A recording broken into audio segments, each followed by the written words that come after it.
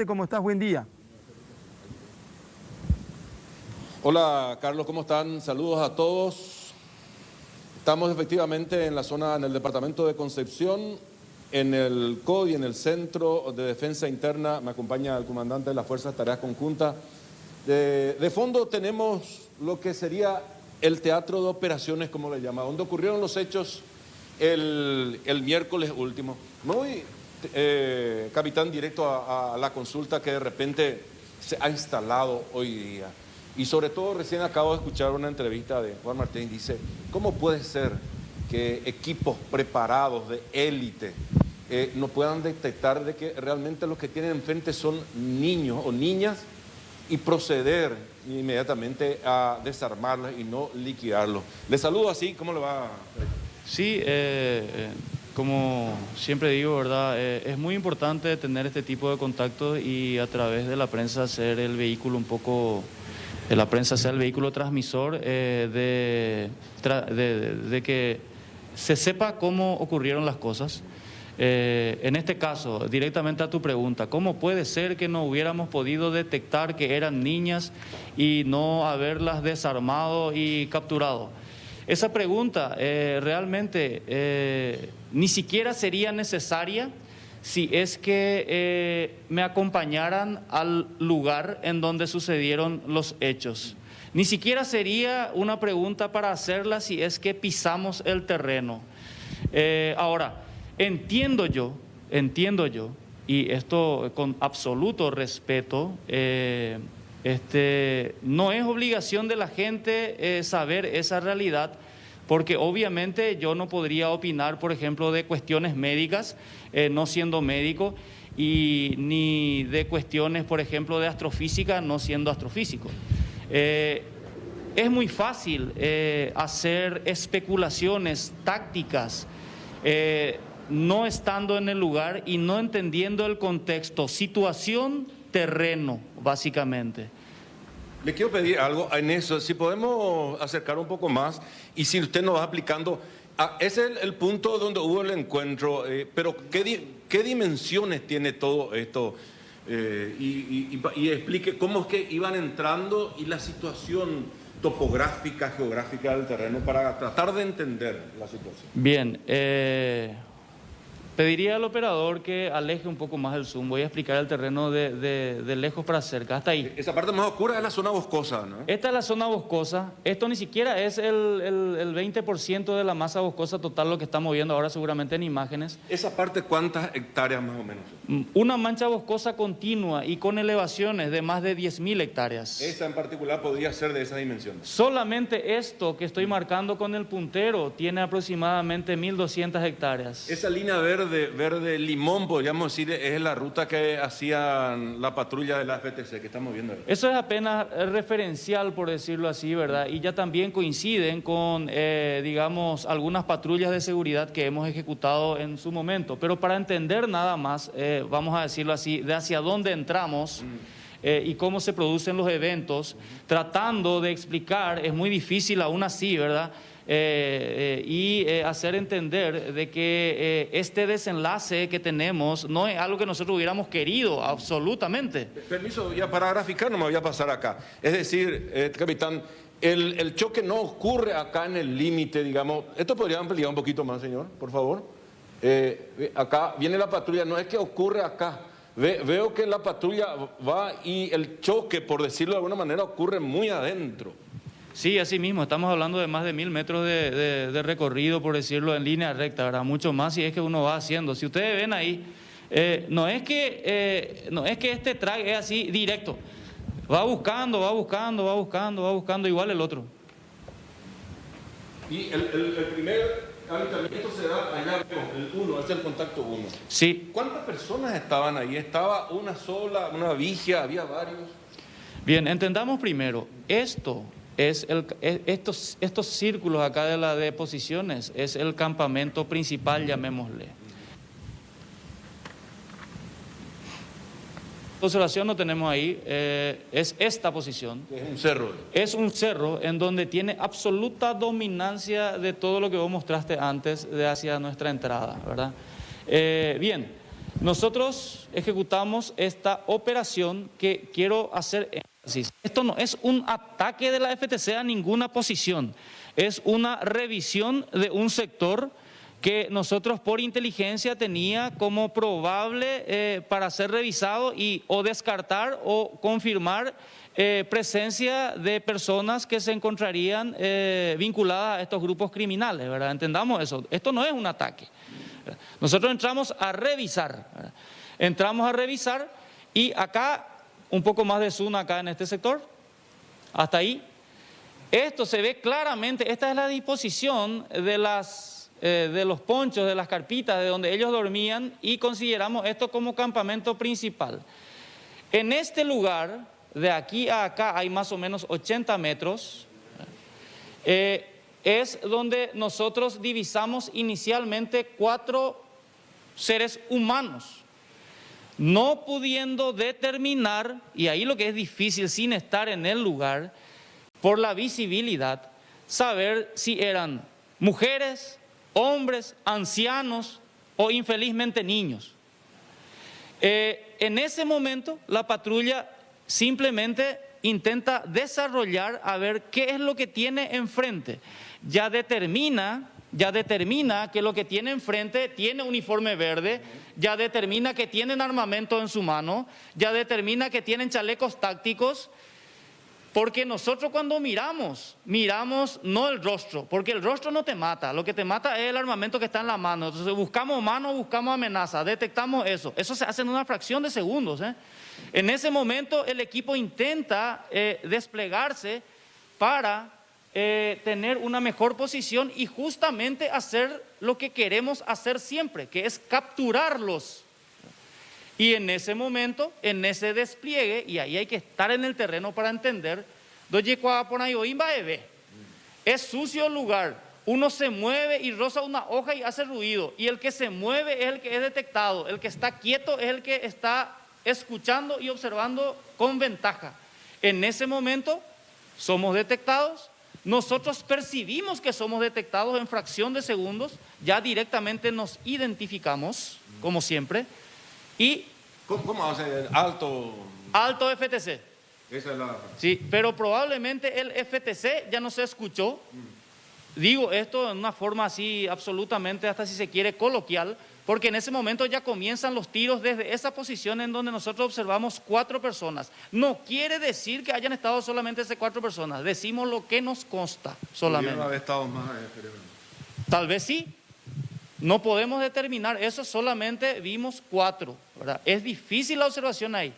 Ahí se producen los disparos. Ahí se producen los disparos de ellos hacia nosotros. En ese momento nosotros no teníamos absolutamente idea de quiénes podrían ser las identidades, ni las edades, ni el sexo de las personas que nos estaban disparando.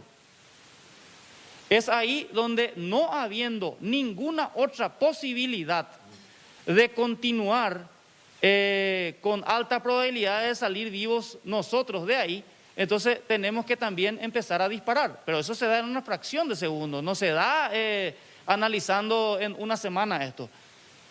Capitán, el segundo contacto, por lo menos donde cae la segunda niña, así podemos ver, entiendo que fue minutos después de esa primera balacera. Acá se produce el primer encontronazo en donde recibimos fuego. Nosotros devolvemos el fuego, avanzamos. Devolvemos el fuego tratando de mirar hacia dónde disparamos. Nosotros no disparamos por disparar. Disparamos sola y exclusivamente porque alguien no depone su intención de matarnos. Y una vez que, digamos, sentimos que el volumen de fuego baja, entonces empezamos a avanzar. ¿Con qué fin empezamos a avanzar a quienes nos están disparando? Justamente con el fin de acercarnos más a ver si no podemos capturarlo o nos deponen las armas. Sobrepasamos la posición de centinela, no teníamos ni siquiera la más mínima idea de que caminando un poco más al frente para asegurar y tratar de perseguir a las personas que obviamente huyeron porque solamente vemos un cuerpo tendido en el piso, nos encontramos con el campamento. Que nos sorprende el campamento porque no hay visibilidad desde el punto de centinela hasta el campamento y son apenas 50 a 80 metros. Con lo que encuentra ahí era evidente de que había varias o muchas personas. Ahí obviamente la cantidad de carpitas que había denota que había muchas personas. Todo eso se da en secuencia rápida, no da mucho tiempo para pensar. Y ahí, pasado unos minutos, se produce el segundo contacto que le llamamos, que es el segundo, otro grupo de la FTC que se encontraba también patrullando otro sector. Acá hay como 500 a 600 metros acá uno de otro lugar. 500 a 600 metros que en una ciudad es fácil de caminar a lo mejor 5 cuadras, pero acá hay elevaciones y parte coa, y no hay ni un solo sendero en el sector, ni un solo sendero. Mirando así parece que no se ve nada. Digo, volando en helicóptero, pensando en un soporte aéreo, ¿se ve algo desde arriba en ese sentido? Absolutamente nada. Nosotros metimos un helicóptero sobre esas posiciones minutos después también, y teníamos la coordenada de referencia transmitida por nuestros equipos, pero no les veíamos a ellos. Pedimos el lanzamiento de una bengala para tratar de fijarles bien, ¿verdad? Justamente, ¿por qué hacemos eso? Para saber en dónde está nuestra gente y poder determinar mejor nuestro eje de vuelo, ¿verdad? Para poder seguir orbitando encima. No se ve absolutamente nada. Y un dato interesante, ¿verdad? El equipo que estaba ahí tenía un teléfono de comunicaciones satelitales. Quiso emplear el teléfono de comunicaciones satelitales y con la antena desplegada no tenía señal por la densidad en la parte superior del bosque en ese lugar. ¿Cómo hacían la comunicación por radio? Hicimos las comunicaciones por radio, que siempre a veces tiene también sus inconvenientes, ¿verdad? Y bueno, ese es el escenario. Esa patrulla del segundo contacto ya estaba de aviso del incidente que ocurrió en el primero. Ellos ya escucharon, obviamente, los disparos y ya estaban en coordinación radio, ¿verdad? Ellos continuaron avanzando y sucede casi calcado lo mismo que sucede en la primera situación. Se van avanzando ellos, ¿verdad? Con mucho sigilo porque ya tuvieron el contacto, ¿verdad?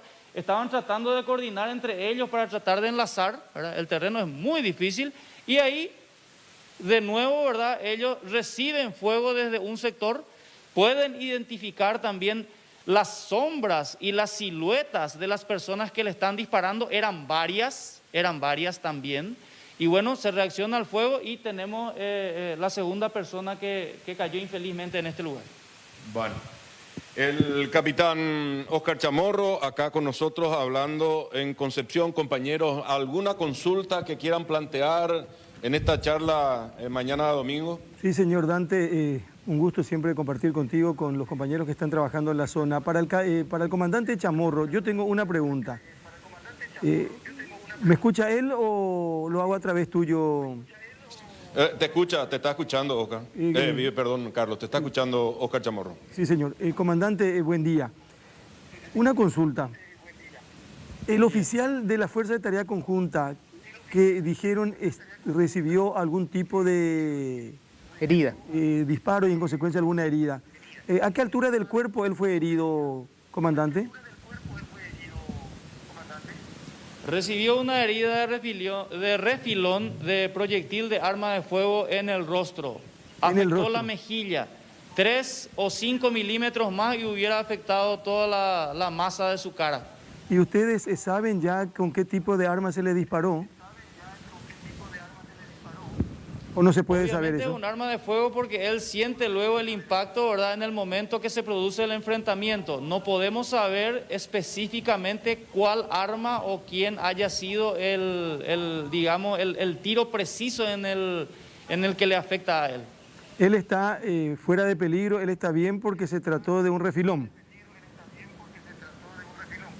Sí, es más, él continuó operando y liderando su equipo para resolver el problema que se presentó en ese momento con esos disparos que provenían desde el sector en donde se encontraban estos criminales.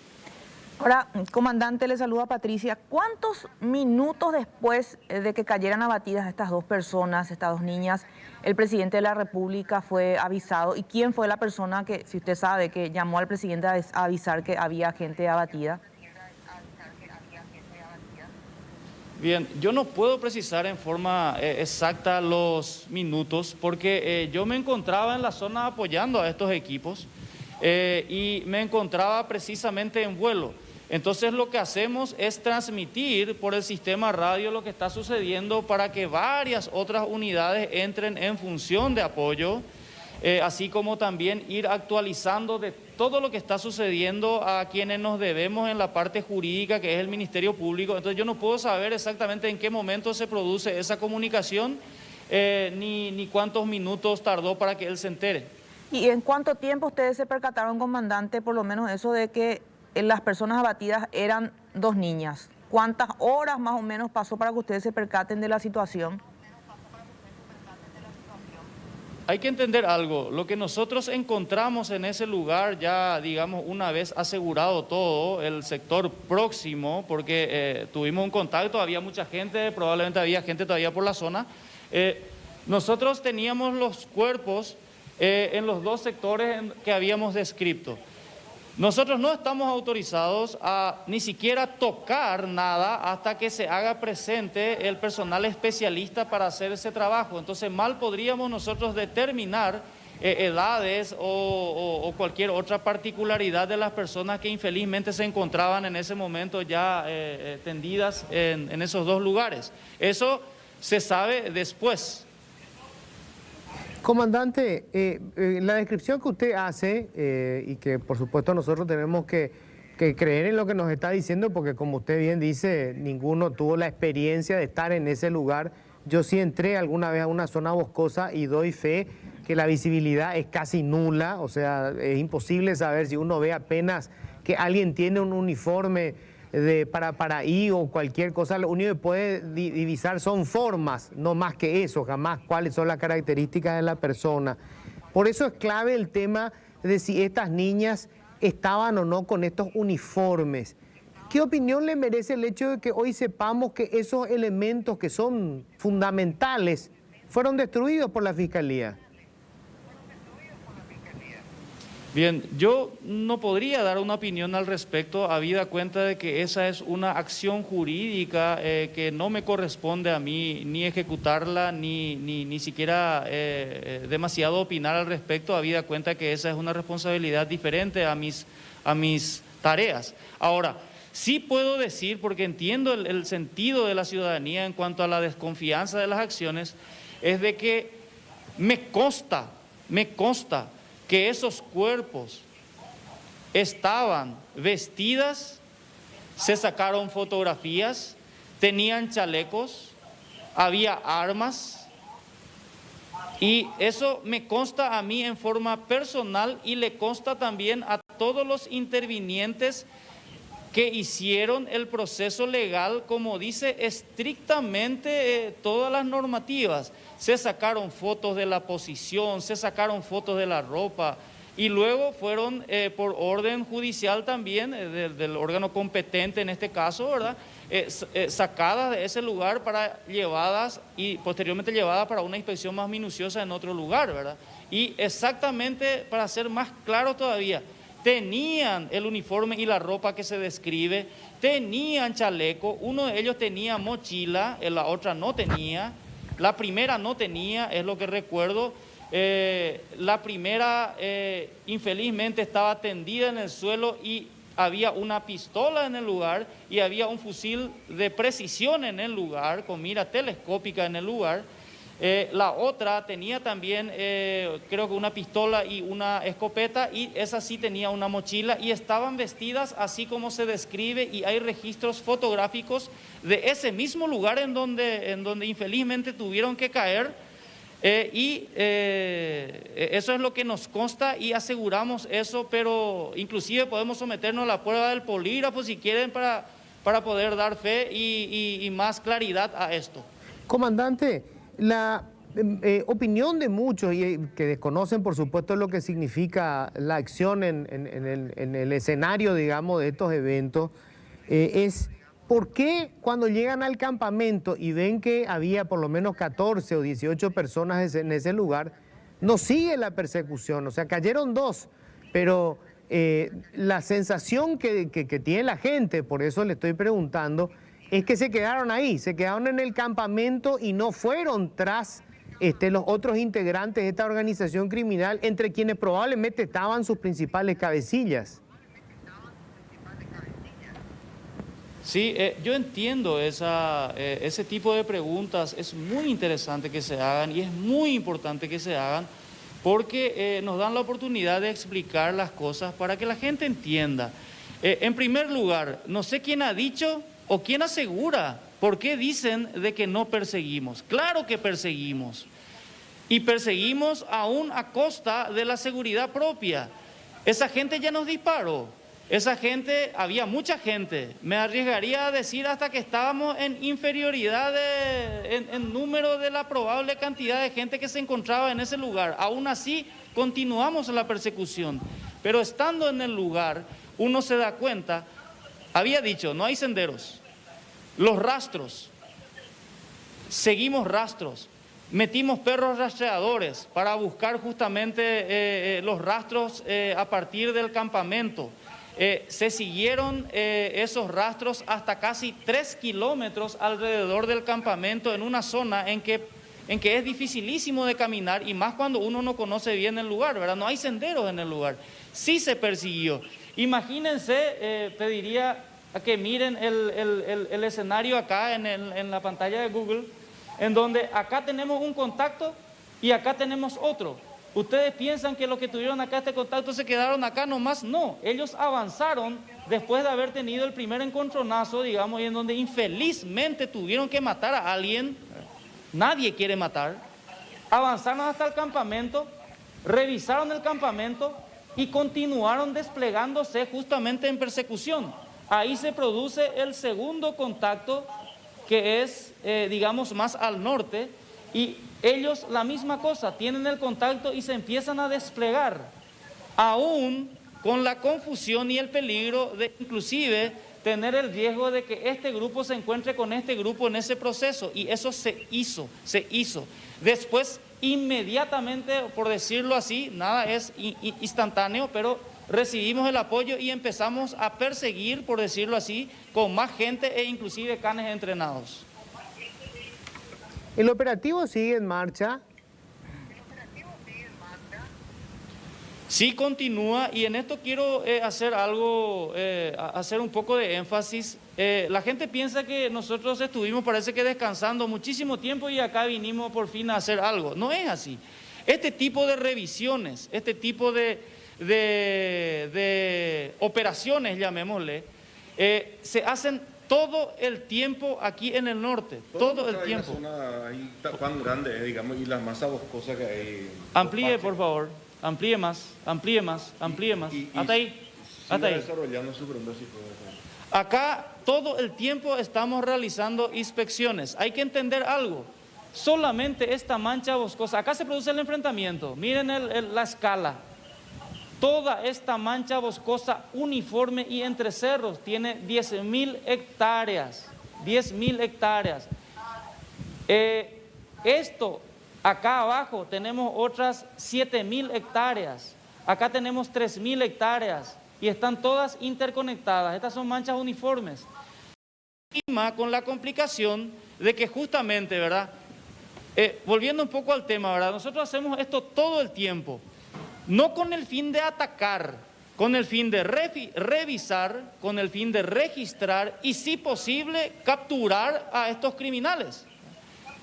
Hubiera sido, voy a llevar esto al extremo, ¿verdad? Si hubiéramos sabido con 1000% de posibilidades que ellos estaban ahí, tampoco hubiera sido muy diferente la acción que hubiéramos tomado, habida cuenta de que nosotros no somos criminales, tenemos que hacer las cosas dentro del marco de la ley. Entonces tenemos que entrar a capturarlos. Por lo tanto, no puedo meter mucha gente, tengo que meter poca gente. ¿Y por qué poca gente? Y porque si meto mucha gente se va a escuchar y ellos van a oír. Así de simple. Y todo el tiempo estamos haciendo eso. En un área que es muy vasta, muy por el contrario de que la opinión, digamos, mayoritaria dice de que no hay montes, no hay más lugares para esconderse. Es totalmente lo contrario. ¿No se percataron que ustedes les llegaron porque llegaron en grupos pequeños? Esa podría ser la conclusión.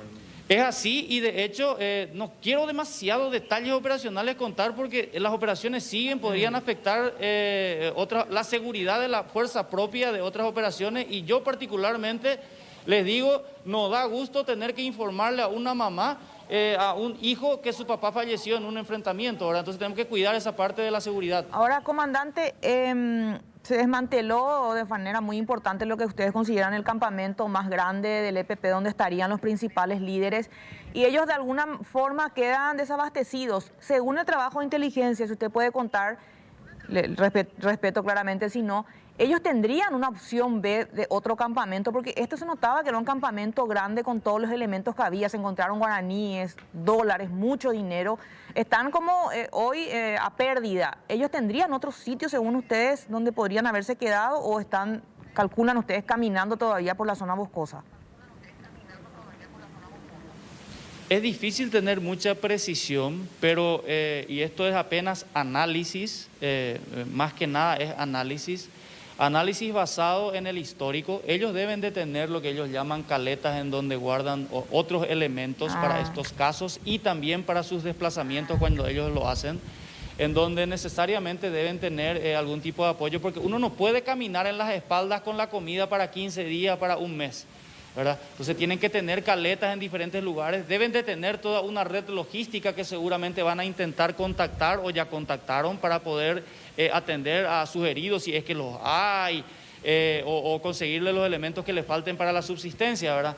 Eso por un lado, y eso es lógico, lo dice la doctrina de los otros grupos a los que ellos emulan, y eso nos dice también los datos que nosotros tenemos. Comandante, algo que también insiste la gente, entiendo que ustedes tenían información de inteligencia, no es que había una precisión de que allí había un campamento vital, o sea, la información de inteligencia siempre es confusa, contradictoria y hay que saber leer qué puede ser útil o no. Pero como enviaron 2 patrullas, que no sé si era de rutina o si ya había alguna pista y por eso estaban allí, la pregunta es, ¿por qué no se cuidan ustedes las espaldas grabando el operativo? Porque claro, después todo el mundo puede especular lo que ocurrió en el escenario en donde se dieron los hechos, ¿verdad? Hay que estar allí para saber la situación que se vive, porque por supuesto del otro lado hay una organización criminal que les quiere matar. Pero ¿por qué no tener una cámara de estas que hoy no son muy complicadas de tener para que todo quede grabado y se despejen cualquier duda? Sí, yo coincido contigo que mientras más transparencia aportemos es mejor, absolutamente. Lastimosamente podemos anotar eso como una lección aprendida. No obstante, el tema de los dispositivos electrónicos de grabación continua, nosotros estas misiones, tú lo has dicho, a veces entramos por días para revisar una mancha boscosa de 2.000, 3.000, 4.000 hectáreas con esos grupos pequeños, y muy difícilmente los dispositivos de grabación actuales aguantan en tiempo de batería para tener en grabación continua, y lastimosamente no podemos saber el momento en que se va a producir el contacto para poder ahí encender y que realmente la batería aguante, ¿verdad? Esa suele ser una de las características que hacen muy diferente a cuando, por ejemplo, uno tiene que hacer un allanamiento en terreno urbano, en donde usted sabe que va a llegar a una casa y enciende la cámara a partir de un determinado momento para que la batería le aguante, ¿verdad? Entonces, son pequeñas dificultades, pero sí coincido plenamente de que hubiera sido deseable eso. No sé si posible al momento de la tecnología actual, debe haber, ¿verdad? Y si la hay, yo creo que a futuro deberíamos de contar con eso, ¿verdad? Nos haría un bien a todos, ¿verdad? Pero como les digo, si es para dar fe, ¿verdad? Lo que pasa es que entiendo también la situación. Existe un descrédito muy grande hacia los órganos de seguridad del Estado. Tenemos que hacer un mea culpa seguramente en ese sentido, pero yo les puedo garantizar de que nosotros lo que contamos, y por eso lo contamos tanto y somos tan aperturistas hoy en día, es simple y llanamente la verdad y lo que nos consta como verdad. No nos imaginamos, y como le digo, estamos en condiciones hasta de someternos al polígrafo si es que hay necesidad de que alguna acción nuestra arroje demasiado dudas, y si eso sirve para convencer a la población, y lo haremos sin ningún tipo de inconveniente, porque nos debemos a esa población y le queremos tener al pueblo de nuestro lado, porque nosotros nos creemos de que estamos del lado del bien y ellos son los que están del lado del mal. Entonces, si nuestra sociedad, que es la que tiene que apoyarnos y a la cual nosotros pertenecemos, tiene dudas, nosotros nos ponemos a disposición para esclarecer todas esas dudas. Comandante Patricia, ¿vos tenés algo más para...? Quería acotar nomás más que preguntar que entiendo que es la primera autoridad que dice que hay que hacer una mea culpa y que se ponen a disposición ante cuestiones que puedan ser irregulares, porque hasta ahora solamente vimos intentar justificar, sobre todo de la Fiscalía, desde el gobierno en general lo que ocurrió, pero usted, comandante, es la primera autoridad que dice si tenemos que hacer una mea culpa porque hay fallas de parte del Estado, lo vamos a hacer. Pero quiero hacer una resalva, ¿verdad? En este momento, en mi opinión, nosotros no hemos hecho absolutamente nada errado. Infelizmente, y repito otra vez, infelizmente tenemos un desenlace en donde no es precisamente lo que uno busca. ¿Les parece que nosotros estamos ahora mismo felices intentando explicar el fallecimiento de 2 personas con las edades que tienen? Pero lastimosamente en ese lugar nosotros no pudimos saber las edades de ellos y simplemente vimos siluetas uniformadas que nos estaban disparando y tuvimos que reaccionar porque no tuvimos otra opción. Entonces, el mea culpa a la que me refiero es un poco más estratégico inclusive para intentar aproximarnos a la sociedad y estar los buenos todos unidos del lado que corresponde, en la vereda que corresponde y colocarle a los malos en la vereda que corresponde. El mea culpa mayor que yo suelo tener, y esto es una crítica hasta si se quiere personal, es de que muchas veces desoímos la necesidad de que el principal vehículo transmisor de las cosas que es la prensa nos ayude a hacer llegar ese mensaje a la sociedad, porque finalmente nosotros somos empleados de esa sociedad y hacemos lo que esa sociedad quiere y nos manda. 30 segundos, Carlos, Sí. para comentar un incidente y para poder entender, Luis, Patricia, por qué estaban patrullando en la zona. Ese incidente hace 15 días, cuando, cortito, capitán, si nos puede decir, ¿qué fue lo que pasó? Tuvimos un ataque de francotirador el 19 de julio, en realidad, a 14 kilómetros al sur de esa posición. Un ataque real. Ahí el término es apropiado, ataque. O pescador eres ahí. A 500 metros, hape 500 metros, hoy apenas 1 metro. Ahora, después de una patrulla de rutina. Eso es un ataque. Con un fusil de precisión, ahora Con sí. un fusil de precisión que ojalá sea, creemos que sí, el fusil que habíamos incautado en ese momento, que estaba justamente cerca de la persona que cayó abatida. ¿Lograron encontrar ustedes el lugar donde estaba el tirador después? Absolutamente, no mediatizamos ese evento por razones operacionales y de investigación, pero encontramos el lugar preciso a 500 metros de la posición de tirador, panfletos, todo, inclusive la munición que disparó. Dante, Gracias por su tiempo. Dante, un ratito nada Sí. más. Él dice que era una patrulla de rutina. Sí. ¿Y cómo era una patrulla de rutina cuando ya había una orden judicial? ¿Cómo se entiende eso? Si había una orden judicial para entrar en la zona, a ver si es que se puede explicar un poco, porque no estoy entendiendo bien esa parte. Perdón por la imprecisión, entiendo. Estaba explicando el evento en el cual nos dispararon mientras nosotros estábamos descansando en una estancia haciendo una patrulla de rutina. Eso que relaté de la patrulla de rutina se refiere a la fecha 19 de julio, en donde un tirador de precisión nos disparó desde 500 metros y acertó uno de nuestros vehículos. Eso está a 14 kilómetros y en una fecha anterior. Esa es la patrulla de rutina. La otra sí teníamos la orden judicial pertinente conforme a como siempre se hacen las operaciones de ese tipo. Comandante, para cerrar esta ¿Está? conversación, comandante Chamorro, se lo muestra muy convincente, se lo nota muy convincente a usted e incluso dice, estoy en condiciones de someterme al polígrafo si es necesario para demostrar que todo lo que hicimos nosotros. Pero también me imagino que ha de ser una pesada carga la que tiene el hoy responsable de la Fuerza de Tarea Conjunta, que por primera vez en un evento, en un escenario, fallecen 2 niñas. Eso ha de ser muy fuerte, comandante. Es muy fuerte. Todos los que estamos en el norte y los que han pasado por acá, los que han antecedido este trabajo, han pasado por situaciones muy dolorosas y pesadas cargas. Entre ellas, tener que enterrar a nuestros muertos, tener que abatir gente, como le llama la gente, tener que matar, no es nada fácil. Les puedo asegurar de que emocionalmente es muy difícil Somos padres de familia, todos los que estamos acá, los que entran tienen una familia detrás, tienen hijos también atrás, y les puedo asegurar de que nadie está feliz con este desenlace, nadie.